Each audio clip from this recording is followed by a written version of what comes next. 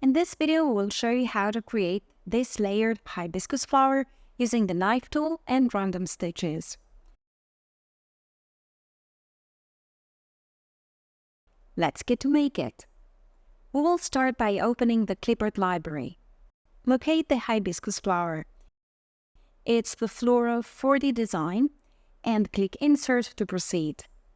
With a single left click, it is placed in its original size and orientation.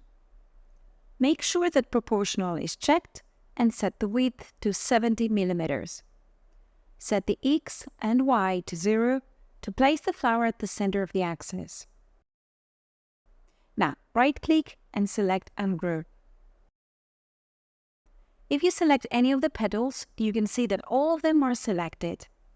This means that they are combined. That's okay. Having the petals selected, right-click and use the Auto Border option. We want one repeat to the outside at a distance of 1 mm. The Remove Holes option should be checked and the type should be running. We'll use this new line as our cutting line to split the petals into sections. For this purpose, we only need the part of the line that is on top of the petals, so we will remove this part. Start the node editor and split the outline at 2 points on this section. Then use the Break Apart option to separate these sections and delete the unneeded part.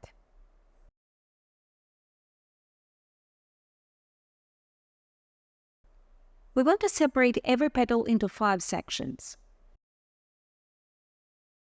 Make sure that Add New Object as Clones is disabled.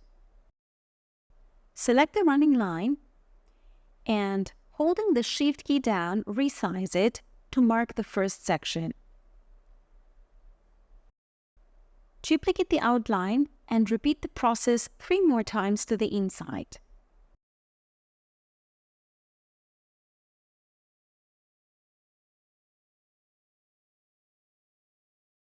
We want clean cutting lines on top of the petals.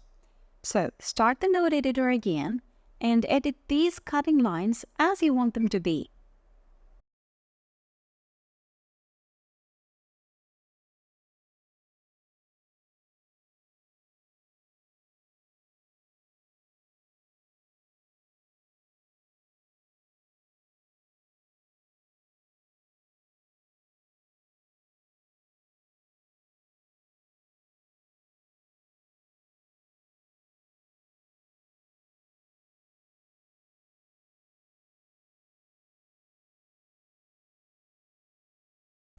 When you're done, select all the lines,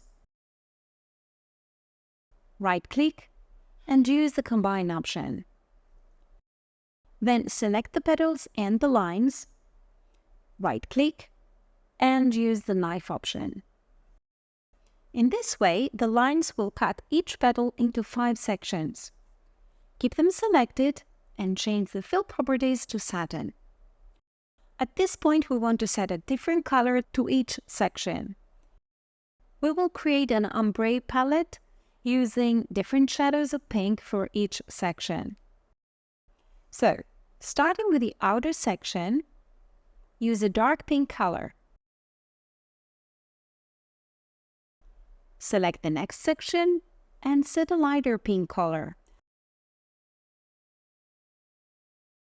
For these inner sections, I want to have lighter stitches, so I will increase the density to 0.70 and set the underlay to tucking so that it is not visible through the lighter stitches. Continue with the inner sections by setting lighter pink colors.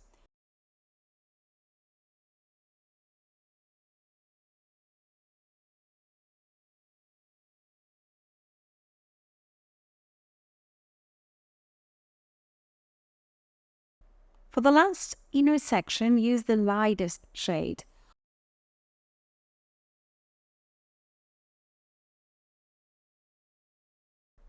Now, let's close the gap in the center of the flower between the inner sections and make them all one part. To do that, Draw a circle in the middle of the flower to cover the gaps. Now, keeping the circle selected, select the inner section and weld them all together. To have the stitches run from the center to the outside, start the stitch flow tool and set a point direction in the middle. Using the node editor, fine-tune the shape of this inner part.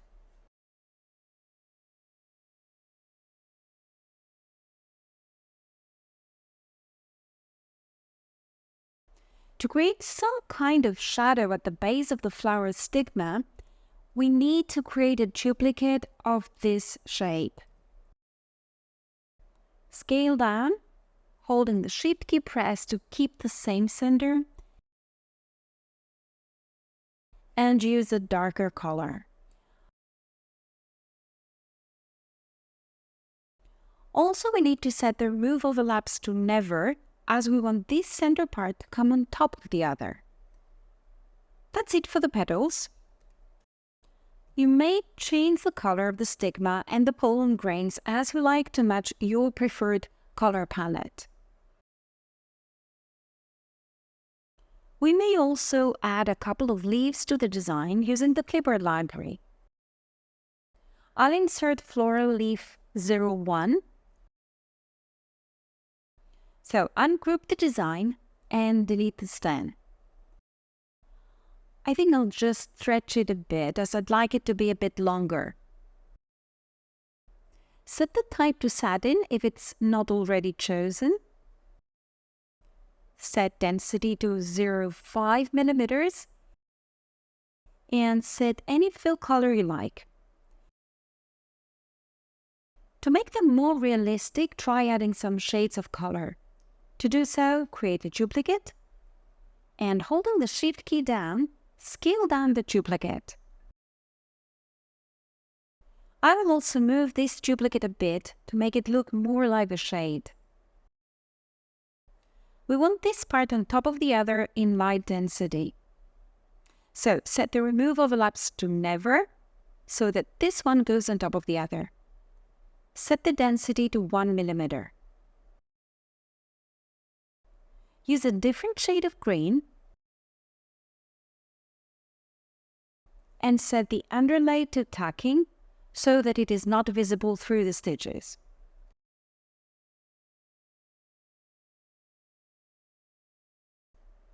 Place it where you like it best.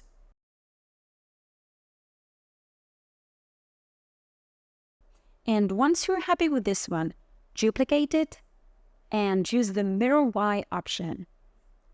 Adjust the size and placement.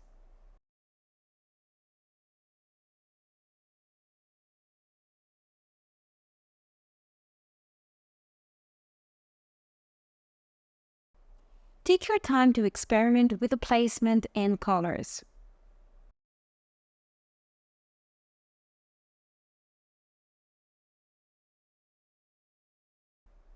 Now I want the embroidery sequence to start from the outer sections and go to the inside ones.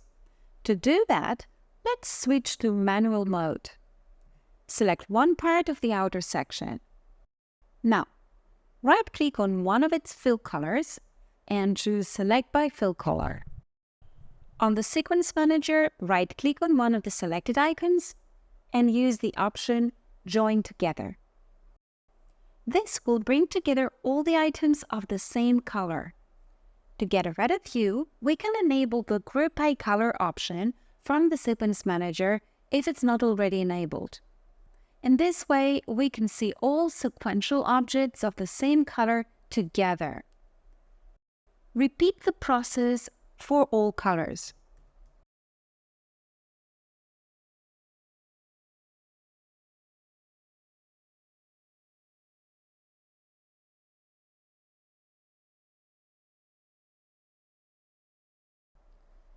I'll also change the order so that the darker color is embroidered first and the lighter one in the end.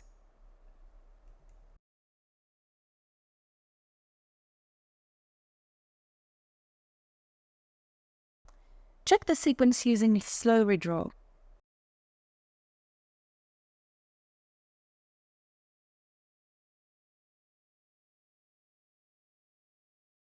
It looks great. Let me just show you how to enhance the blending between the sections. An easy way to do that is by using random stitches. Select all objects of the outer section. Set random value to 25%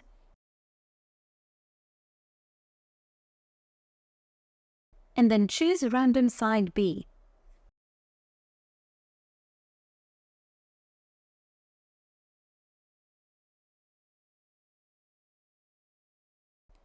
For the inner sections, set random to 70% and random side to both. For the last shapes, set random to 25% and random side to A. Likewise, for the inner part of the leaves, set random to 25% and side A or B as needed. To enhance the blending, you may also use the node editor and move the upper outline of each inner part on top of the outer one. This will blend the stitches even better.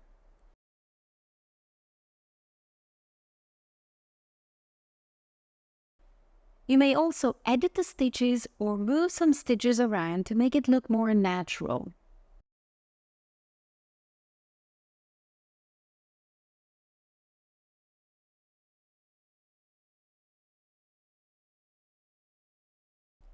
Using the stitch flow, you can alter the direction of the stitches for a beautiful result.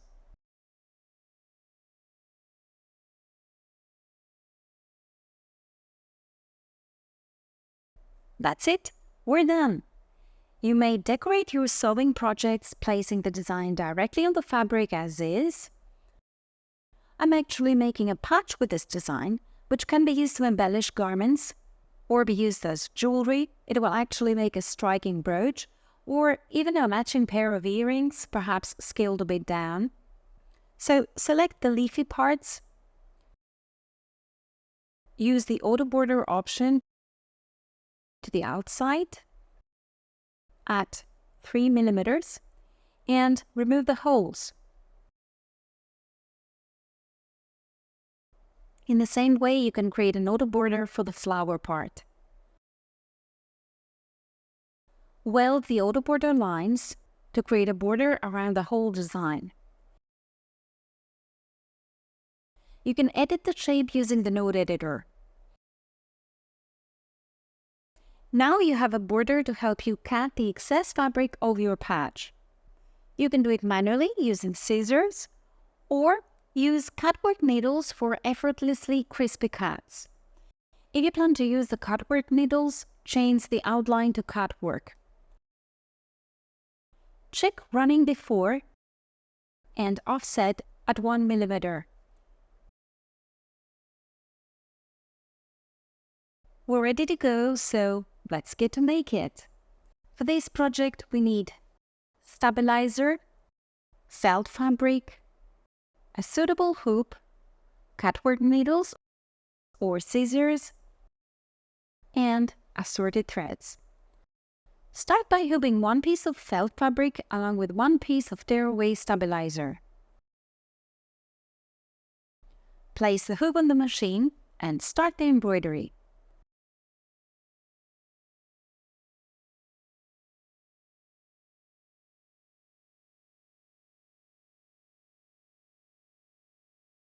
The leaves will be embroidered first, along with their shades.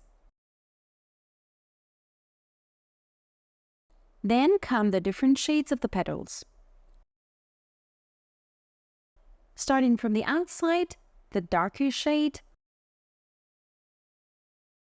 all the way to the center of the flower where the colors gradually become lighter.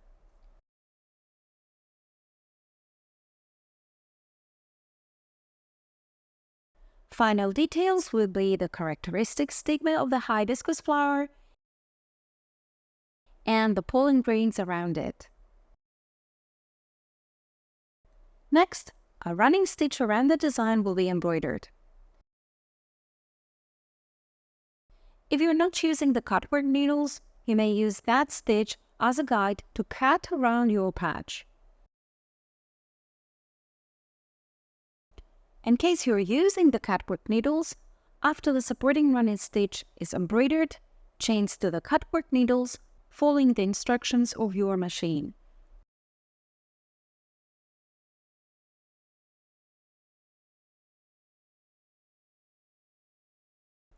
Proceed with all cutting needles as instructed.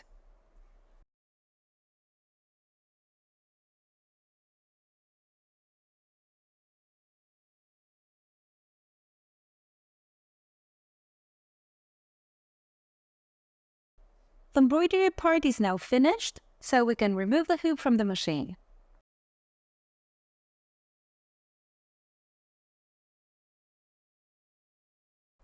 Remove the tearaway stabilizer from the wrong side of the patch.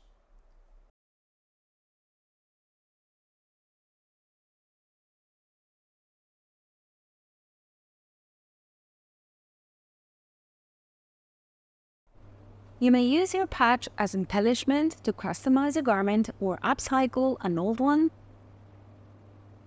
or add a pin to the back side to use it as a brooch. Use your imagination to create a unique set of jewelry, or use your patch to decorate hair accessories like headbands or hair clips. You may use the same techniques to embroider this design directly on plain fabric to elevate your sewing projects. The choices are endless. Do share with us your own creations and follow us for more projects.